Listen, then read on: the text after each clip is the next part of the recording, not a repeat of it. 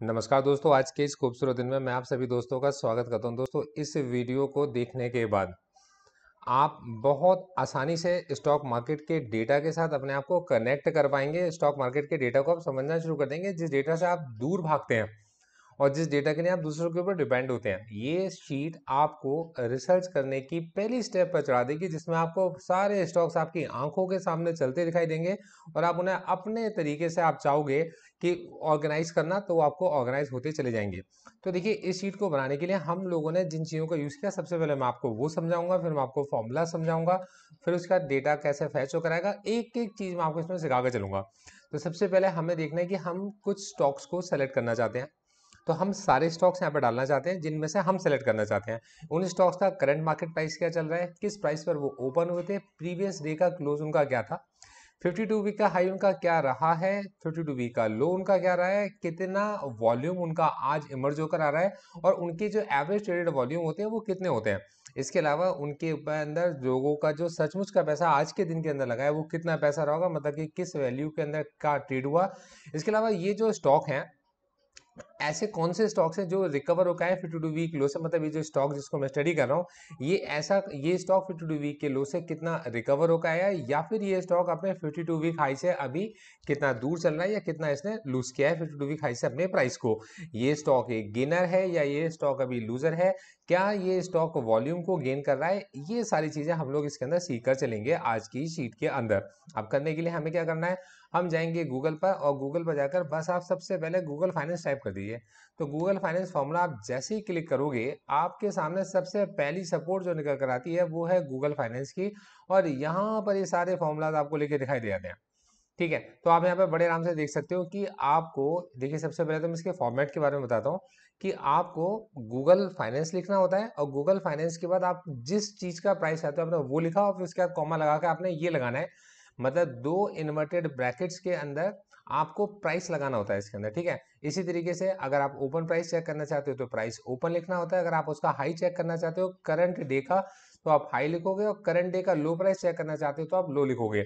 आप वॉल्यूम के लिए वॉल्यूम लिखोगे, मार्केट कैपिटलाइजेशन के मार्केट कैप, और ये सब चीजें आप इसके अंदर से लिख सकते हो। अब इनको ना लगाना शुरू करते हैं, कैसे करके एक एक करके लगाएंगे आपको समझ में आ जाएगा। अब मुझे स्टॉक्स भी चाहिए, तो मैं सबसे पहले यहाँ पर जाऊंगा और मैं यहाँ पर एनएससी की वेबसाइट पर जाता हूँ। तो मुझे nseIndia.com पर जाना है। ठीक है, मार्केट डेटा पर जाना है, इक्विटी एंड एसएमई मार्केट के ऊपर आ जाना है, क्योंकि मैं इक्विटी की बात करके चल रहा हूँ। अब इसके अंदर मेरे को जो स्टॉक्स चाहिए, अब वो स्टॉक्स मेरे पास निफ्टी 50 के स्टॉक्स भी हो सकते हैं। अब देखिएगा पूरी बात ध्यान से, निफ्टी नेक्स्ट 50 के भी हो सकते हैं, निफ्टी मिड कैप के भी हो सकते हैं, निफ्टी 100 के भी हो सकते हैं, मिड कैप 100 के, स्मॉल कैप के भी हो सकते हैं, जैसा मैं डेटा एनालाइज करना चाहता हूँ। लेकिन मैं इसके अंदर क्या देख के चल रहा हूँ, क्योंकि बड़ी मूवमेंट जो आती है वो फ्यूचर एंड ऑप्शंस के स्टॉक्स के अंदर आती है, क्योंकि फ्यूचर ऑप्शंस के स्टॉक्स एक एक दिन के अंदर कितना कितना गिर भी सकते हैं और कितना कितना उठ भी सकते हैं। तो यहाँ पे मैंने क्या लिखा, securities in future and markets को क्लिक करा। इसके बाद इसकी जो CSV फाइल है इसको मैंने डाउनलोड कर लिया। ठीक है, और फिर मैंने इसको यहाँ पे सेव कर लिया। सेव करने के बाद मैंने इसको ओपन कर लिया।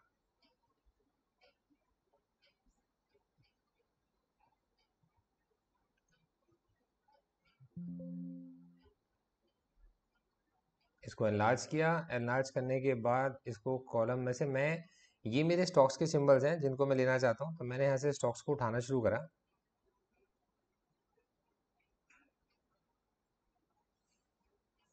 और ये मैंने स्टॉक्स को उठा लिया, कंट्रोल C। ठीक है, तो मैंने इनको सेलेक्ट करने के बाद कंट्रोल C मतलब कॉपी कर लिया है। कॉपी करने के बाद मैं जाता हूँ स्टॉक के नेम पर, और स्टॉक के नेम पर जाकर मैंने इसको कंट्रोल V कर दिया है। मेरे सारे स्टॉक्स आ गए हैं। ठीक है, अब स्टॉक्स के आने के बाद मैं इसके अंदर करंट मार्केट प्राइस डालना चाहता हूँ, तो मैं इज इक्वल टू लिखूंगा, गूगल फाइनेंस लिखूंगा। गूगल फाइनेंस के अंदर मैं सबसे पहले जिस स्टॉक को चाहता हूँ तो मैंने स्टॉक को लिखा, कॉमा। अब मैं उस स्टॉक के बारे में क्या इन्फॉर्मेशन चाहता हूँ, मैं चाहता हूँ कि गूगल मुझे उसके प्राइस के बारे में बता दे। ब्रैकेट को क्लोज करने के, इन्वर्टेड कॉमास को क्लोज करने के बाद ब्रैकेट को भी क्लोज करेंगे और एंटर कर देंगे। हमारे पास प्राइस निकल कर आ गया जो उसका करंट मार्केट प्राइस है, और फिर उसके बाद हम इसको डबल क्लिक करेंगे या नीचे हम इसको स्ट्रेच कर देंगे, तो हमारे पास ये सारे करंट मार्केट प्राइस निकल कर आ गए। अब मुझे ये देखना है कि ये मतलब जो ओपन हुआ था किस प्राइस पर ये ओपन हुआ है, तो मैंने इसको देखा इज इक्वल्स टू, मैंने फिर से वापस गूगल फाइनेंस लिखा, गूगल फाइनेंस लिखने के बाद मैं इसके प्राइस को ओपन देखना चाहता हूँ। तो देखिए प्राइस ओपन के लिए मुझे लिखना है प्राइस ओपन। तो गूगल फाइनेंस पे स्टॉक को सिलेक्ट किया, कॉमा लगाया, कॉमास लगाए, मैंने लिखा प्राइस ओपन। तो मैंने लिखा प्राइस ओपन और मैंने ब्रैकेट को बंद कर दिया, क्लोज कर दिया, ये एंटर कर दीजिए। ठीक है, तो ये मेरे पास का ओपन प्राइस भी आ गया।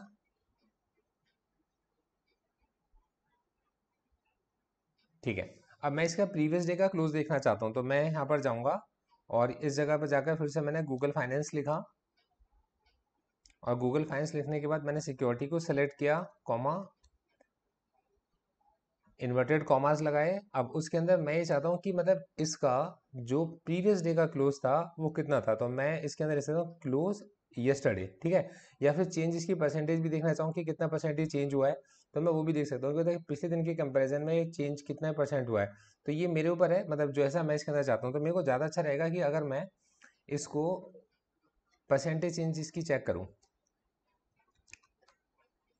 परसेंटेज चेंज, क्योंकि उससे डेटा मेरा ऑर्गेनाइज होना बहुत आसान हो जाता है। तो परसेंटेज चेंज के अंदर इज इक्वल्स टू में गया और जाकर मैंने यहाँ पे लिखा गूगल फाइनेंस और फिर उसके बाद में मैंने यहाँ से स्टॉक को सिलेक्ट किया, कॉमा, इन्वर्टेड कॉमास लगाए और मैंने चेंज परसेंटेज लिख दिया, चेंज परसेंटेज, ये कितना परसेंट चेंज हो गया है, और ब्रैकेट को क्लोज कर दीजिए, एंटर कर देते हैं। ठीक है, तो 6% आपके पास में अपने ओपन प्राइस से ये अभी इम्प्रूव हो चुका है। तो मेरे को इससे गेन है या नहीं ये भी देखने में आसानी रहेगी। और फिर उसके बाद मैं यहाँ पर जाता हूँ,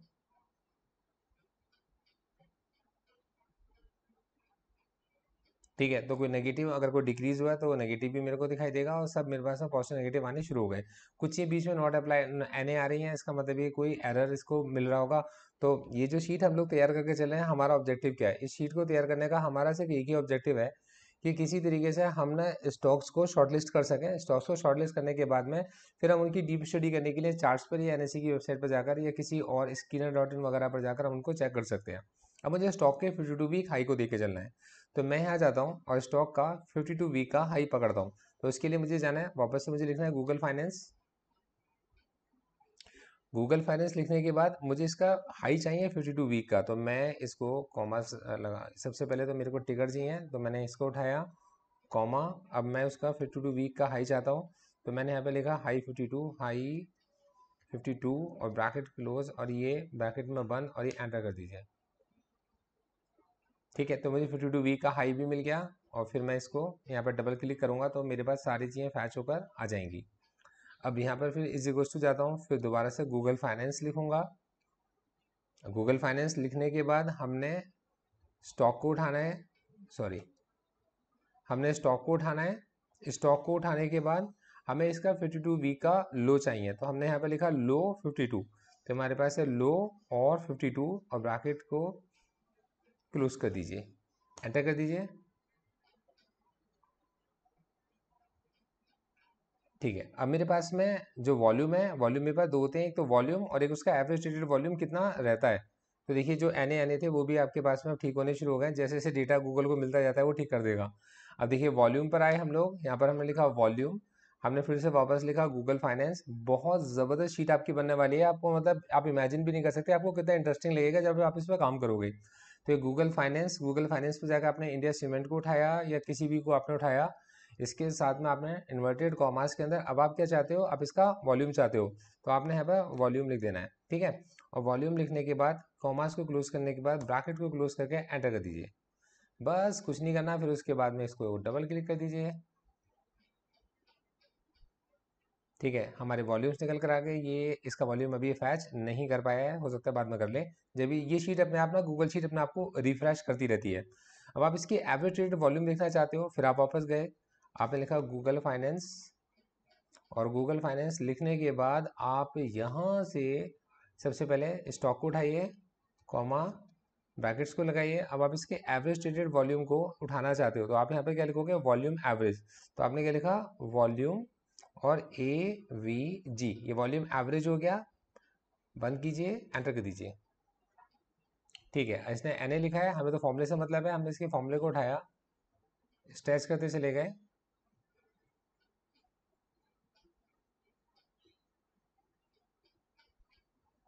और यहाँ पे छोड़ दीजिए।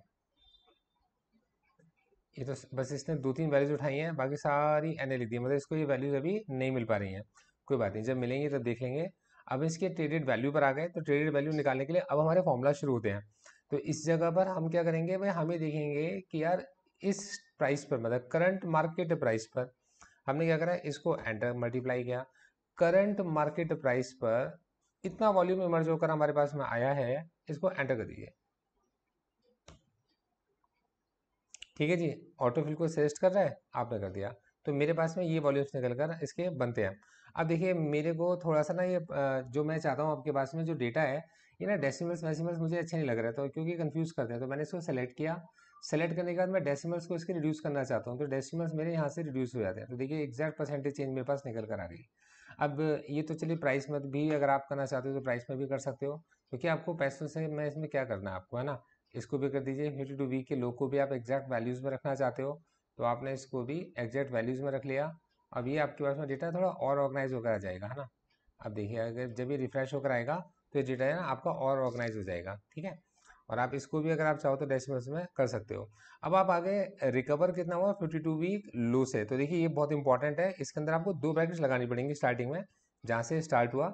अब देखिए जो छोटी ब्रैकेट है इसके अंदर हमें क्या करना है, ये स्टॉक 52 वीक लो से रिकवर होकर आया, मतलब जो इसका अभी करंट मार्केट प्राइस है उसमें से मुझे माइनस करना होगा 52 वीक का क्या लो रहा, उसको मैंने ब्रैकेट के अंदर बंद किया और उसको मैंने डिवाइड किया कि 52 वीक के लो से कितना रिकवर हुआ है। 52 वीक के लो से मैंने इसको पूरे को डिवाइड किया, ब्रैकेट को क्लोज किया, मल्टीप्लाइड बाय मैंने इसको 100 कर दिया, जिससे कि आंसर मेरा परसेंटेज में निकल कर आ जाए।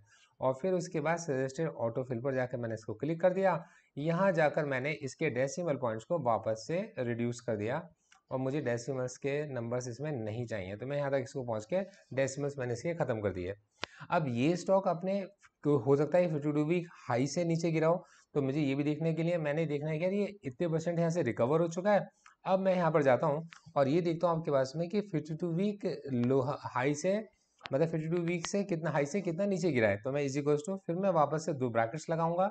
अब इस ब्रैकेट के अंदर मेरा 52 वीक का हाई प्राइस ज़्यादा है, तो मैंने 52 वीक के हाई प्राइस को पहले सेलेक्ट किया, उसमें से माइनस किया स्टॉक का करंट मार्केट प्राइस, ब्रैकेट को मैंने क्लोज किया, डिवाइड किया। अब देखिए मैं कंपेयर किस चीज़ से कर रहा हूँ, मैं इसको कंपेयर कर रहा हूँ 52 वीक के हाई से कंपेयर कर रहा हूँ, तो 52 वीक के हाई से ही मैं इसको डिवाइड करूंगा, ब्रैकेट को बंद करने के बाद मल्टीप्लाइड बाय 100 कर दूंगा। मैं एक बार आपको दोबारा समझा भी देता हूँ। और फिर उसके बाद ये सजेस्टेड ऑटोफिल, क्योंकि गूगल बहुत जल्दी सीख जाता है। इसको सेलेक्ट करने के बाद मैंने इसकी क्वांटिटी को भी एक मिनट के इसको कॉलम को सेलेक्ट किया। कॉलम को सेलेक्ट करने के बाद इसकी जो डेसिमल पॉइंट्स हैं, डेसिमल पॉइंट्स मैंने यहाँ से हटाने शुरू कर दिए। ठीक है जी।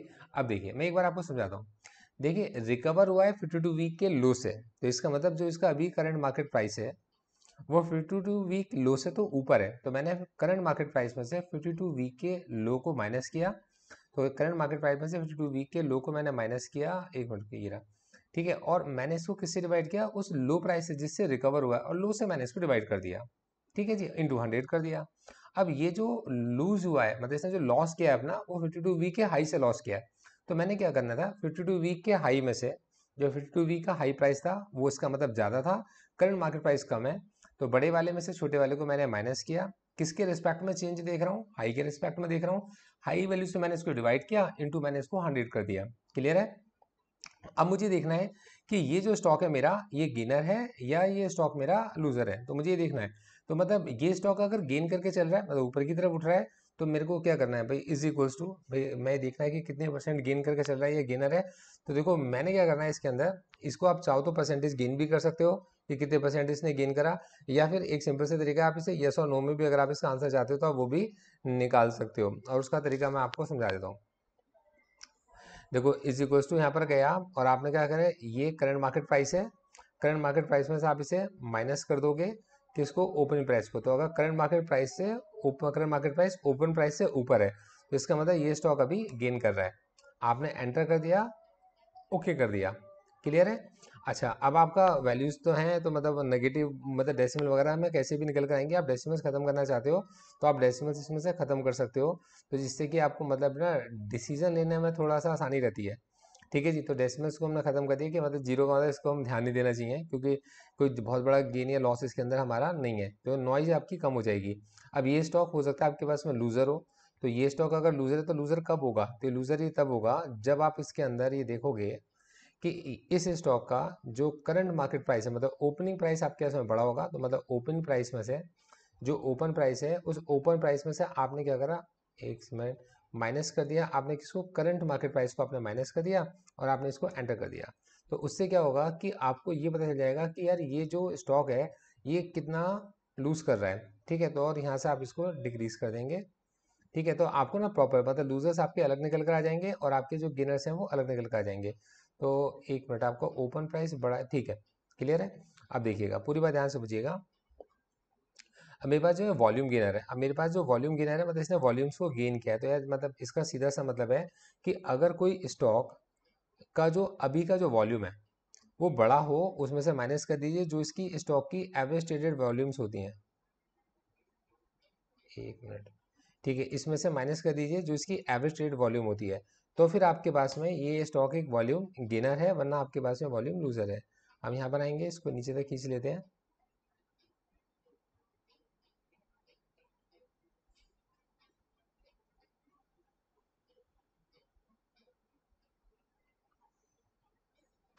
ये देखिए, तो यहाँ पर हमारे पास में हमें पता चल जाएगा कि कौन सा स्टॉक वॉल्यूम गेनर है और कौन सा स्टॉक नहीं है। अभी जब मार्केट खुलेगा तो ये शीट पे काफ़ी डेटा, मतलब जो नया डेटा आना शुरू हो जाएगा गूगल के पास में, गूगल इसमें डेटा को फैच करके यहाँ पर डालना स्टार्ट कर देगा। तो ये शीट अपने आप रिफ्रेश होती रहती है, इतनी ज़बरदस्त शीट है। अब मैं इसको अगर ऑर्गेनाइज करना चाहता हूँ तो देखो इसको ऑर्गेनाइज कैसे करते हैं, तो इसको सॉर्ट करने का तरीका मैं आपको समझाता हूँ। आप इसकी डिफरेंट डिफरेंट प्राइसेस को अगर आप इसे कलर करना चाहते हो तो कलर भी कर सकते हो। जैसे कि एग्जाम्पल से अगर आप चाहते हो कि यार वो मतलब सारे अलग हो जाएं, जैसे कुछ गेनर में आप क्या चाहते हो, भाई गेनर में तो आप यही चाहते हो ना कि मतलब जो पॉजिटिव वाले हैं जो गेनर्स हैं वो गेनर्स वाले सारे इकट्ठे हो जाएं और ऑर्गेनाइज हो जाएं, तो यहाँ पर आप इसे ऑर्गेनाइज भी कर सकते हो। तो आप यहाँ पर जाएंगे और यहाँ पर अगर आप इसको सॉर्ट करना चाहते हैं तो यहाँ पर आप आ गए फाइल फॉर्मेट, एक मिनट, ये डेटा, डेटा में आप इस शीट को शॉर्ट करना चाहते हो, आप शॉर्ट करना चाहते हो कॉलम का ए टू लेकर जी तक अगर आप कॉलम को करना चाहते हो, या मतलब तो आप यहाँ पर जैसे ही आप इसको क्लिक करोगे तो देखिए ये आपके पास में शीट आपकी शॉर्ट होकर आ गई, मतलब नेगेटिव टू पॉजिटिव भी आपके पास में शॉर्ट हो रही है, पूरी की पूरी शीट आपके पास शॉर्ट हो गई है। और अगर आप इसको सपोज करो मतलब, अच्छा एक और चीज़ के अंदर आप कर सकते हो, मैं आपको बताता हूँ।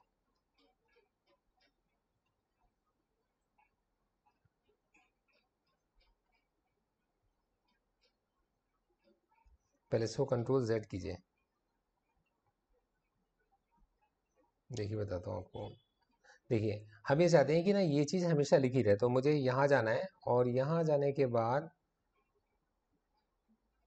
इस लाइन को थोड़ा सा नीचे खींच दीजिए। अब क्या होगा, अब जो चीज़ आप सॉर्ट करोगे ना तो बड़े आराम से चीज़ें सॉर्ट भी होंगी, और इसके अलावा अब देखिए इसका फ़ायदा ये रहता है कि ये चीज़ ना हमेशा ऊपर की जो रो है आपकी फिक्स हो गई, stock name current market price वगैरह ये आपके पास हमेशा फिक्स रहेगा, जिससे कि आप आराम से हर कॉलम को देख सको।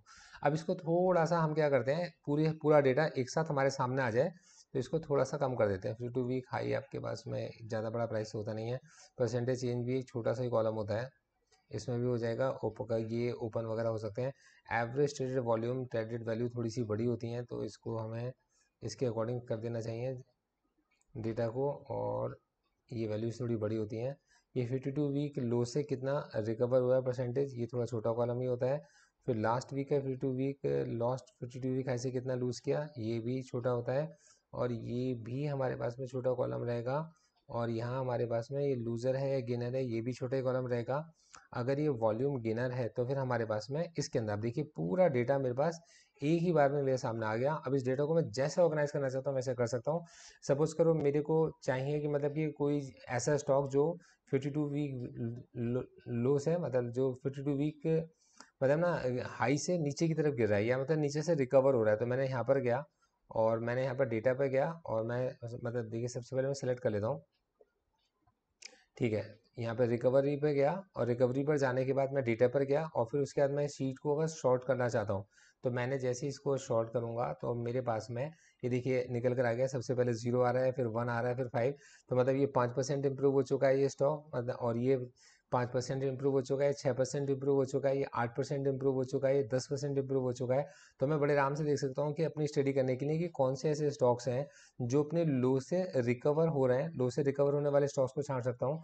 और इसी तरीके से मतलब हाई से अगर कोई स्टॉक नीचे की तरफ गिर रहा है तो मतलब ये लॉस पे मैं गया, मैं इसको क्लिक कर देता हूँ, इस कॉलम को मैंने क्लिक करा, डेटा पर गया और फिर उसके बाद मैंने इसको सॉर्ट कर दिया, शीट कर दिया पूरे कॉलम को as per A to Z। अब इसको जैसे मैं क्लिक करूंगा तो मुझे पता चलेगा कि यार 0% का लॉस, क्या 0%, मतलब ये अपने हाई से के बिल्कुल पास में चल रहा है। मतलब ये स्टॉक अभी अपने 52 वीक का जो इसका हाई है, इस 52 वीक के हाई के कहीं पास में चल रहा है अभी। जैसे कि 36 है और 35.56 है। तो मतलब हमने इसकी जो डेसिमल्स वगैरह सारे इसलिए गायब कर दिए थे कि हमारे को ना नॉइज नहीं चाहिए। तो आप देख सकते हैं कि ये स्टॉक अपने 52 वीक हाई के पास चल रहा है, और ये जो स्टॉक्स हैं आप ऐसे देखते रहेंगे कि ये स्टॉक 52 वीक्स हाई से अपना नीचे की तरफ गिरने शुरू हो गए। तो इस तरीके से हम लोगों ने फ्यूचर ऑप्शंस के स्टॉक्स को हमने थोड़ा सा छांट लिया। अब जब मार्केट खुलेगा और ये डेटा हमारे पास में अपने आप चेंज होकर आएगा तो हम इसके और ज़्यादा एक्यूरेसी हमें मार्केट के अंदर देखने को मिल जाएगी। मैं इस शीट को एज इट इज़ आपके साथ शेयर भी कर दूंगा, आप इसे देख भी सकते हो। और फिर उसके बिहार पर अगर आप इसके अंदर कुछ और चेंजेस भी करना चाहो तो आप मुझे ज़रूर बता कर चलिएगा। देखिए इस वीडियो के मेरे कुछ डिस्क्लेमर्स हैं। इस शीट को मैं जो तैयार कर रहा हूँ अपने स्टॉक मार्केट की शीट के एनालिसिस के लिए तैयार कर रहा हूँ, कि जिससे कि मैं स्टॉक्स को एनालिसिस में कर सकूं, स्टॉक्स को सेलेक्ट कर सकूं, अलग निकाल सकूं और उनको समझते हुए अपनी एक वॉच लिस्ट तैयार कर सकूं। तो ये मैं अपनी इस वेबसाइट के लिए तैयार करके चल रहा हूँ। इस पूरी वीडियो के कुछ डिस्क्लेमर समझ के चलिए कि इन्वेस्टमेंट इन सिक्योरिटीज मार्केट है subject to market risk, read all related documents carefully before investing. इसमें जो सिक्योरिटीज मैंने आपको साथ कोट की हैं वो इलस्ट्रेशंस ओनली हैं एंड आर नॉट रिकमेंडेटरी। तो the securities quoted are here for illustration only and are not recommendatory. और एक और चीज़ देखिए, मतलब अगर आप हमारे किसी भी परफॉर्मेंस को हमसे चेक करना चाहते हैं तो यहाँ पर एक मतलब सेबी की एक न्यू गाइडलाइंस आई है, जिसके अंदर मतलब यहाँ पर आपको डिस्क्लेमर देना जरूरी होता है कि registration granted by SEBI, membership of BASL and certification from NISM in no way guarantee performance of the intermediary or provide any assurance of returns to investors। तो ये पूरा का पूरा जो एनालिसिस है आपके एजुकेशन और लर्निंग पर्पस के लिए मैंने आपको किया है। इसके बिहार पर अगर आप कोई एनालिसिस अपना करते हैं और मार्केट में इन्वेस्ट अगर आप करना चाहते हैं तो आप अपने इन्वेस्टमेंट एडवाइजर से सलाह मशवरा करने के बाद ही मार्केट में किसी तरीके का कोई निवेश कर चलिएगा। Thank you so much, all the best.